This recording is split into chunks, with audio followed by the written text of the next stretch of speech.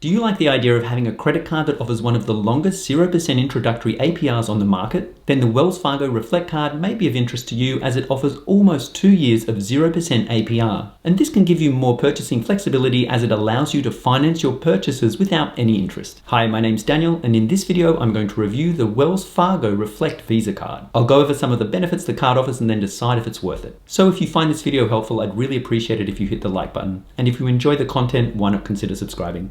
Okay, so let's jump into it. So who is this card good for? As the Wells Fargo Reflect Card has no annual fee and offers an extremely long 0% introductory APR of up to 21 months, it's good for anybody that is new to credit cards or needs more flexibility in when they pay back their due credit. Unfortunately, the card doesn't have a sign-up bonus or reward earnings for spending, so it is quite limited in that sense. Next up, let's take a look at one of the main features of this card, which is its introductory APR. So to begin with, you will get a 0% intro APR of 18 months with the ability to get an extra 3-month extension if you make sure to pay the minimum monthly payment during the introductory period. And all up, that's 21 months of 0% APR, which is almost 2 years. And after this period is up, the APR will be between 12.99% and 24.99%, depending on what your creditworthiness is, and will vary with the market depending on what the prime rate is. The APR for cash advances and overdraft protection advances is 25.99%. Now let's take a look at what fees come with the card. For balance transfers, there is an introductory fee of either $5 or 3% of the total amount of each transfer, and this depends on whichever amount is more. Now 120 days after you have opened your account, this rate will change to 5% for each balance transfer with a minimum charge of $5. Next up, for cash advances, it will cost either $10 or 5% of the total amount of each advance, whichever costs more. For overdraft protection advances that are less than $50, there will be a charge of $12.50.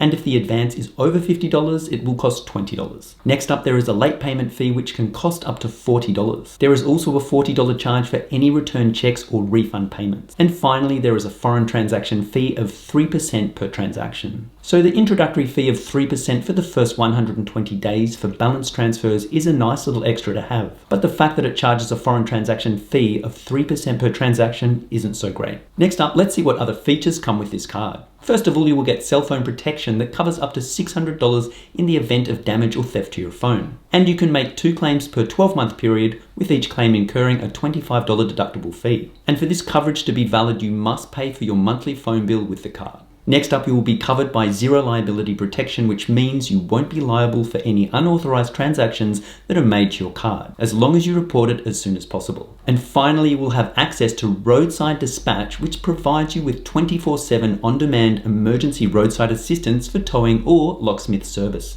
And just note that this service does incur a minimum service charge of $69.95. So what are my thoughts about the Wells Fargo Reflect Card? I think it's a useful card to have, especially if you like the ability to carry over your balance owing and not have to pay for it. I do, however, believe that it's extremely important to avoid ever carrying over a balance on a credit card, as it can potentially cost you a lot of money. To be honest, there are also a lot of other credit cards that are also free on an annual basis that offer a lot more value than this card. One of which is the Chase Freedom Flex card. It has a 0% intro APR for 15 months, which is not quite as long as the Reflect card, but still decent. It offers a $200 bonus after you spend $500 in the first 3 months of opening your account, and it also has a decent ability to earn cash back just by using the card. And if you'd like to see my review of this card, you can click the button up here. Anyway, that's all I have for now, but I'd love to know what you think of this card. Would you prefer it or the Chase Freedom Flex card? I hope you found this video helpful, and as always, please like, share, and subscribe.